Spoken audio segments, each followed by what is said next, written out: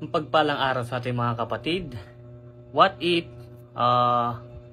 habang nagsishare ka ng gospel sa public place, biglang may taong sumampal sa iyo? Ano yung magiging expression mo para sa sarili mo? Magagalit ka ba sa taong sumampal sa iyo? O sasabihan mo siya ng God bless at sasabihan mong mahal ka ng Diyos? Hindi po ba?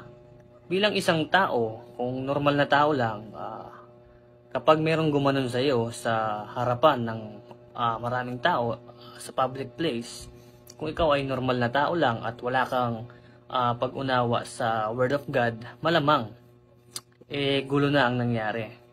Pero kung meron kang pag-unawa at meron kang Word of God sa iyong sarili at nauunawaan mo ang salita ng Biblia, baka ibigay mo pa yung kabila mong pisngi na sinampal. Kasi yun yung sabi ng Panginoong Hesus, kapag sinampal ang iyong kaliwang pisngi, iharap mo ang kaliwa ay ang kanan. Yun ibig sabihin ng Panginoong Hesus doon, kailangan natin magpakababa sa kapwa natin.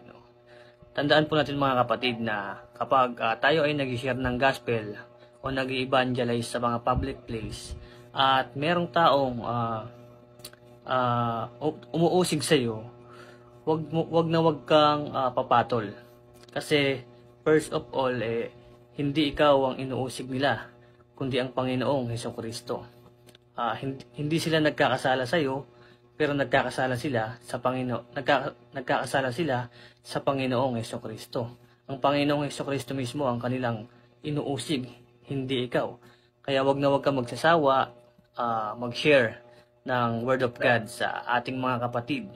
Kasi meron talagang mga tao na sarado ang isip at hindi binuksan ng Diyos. Kaya hindi may iwasan yan na maka-encounter ka ng mga ganyan tao.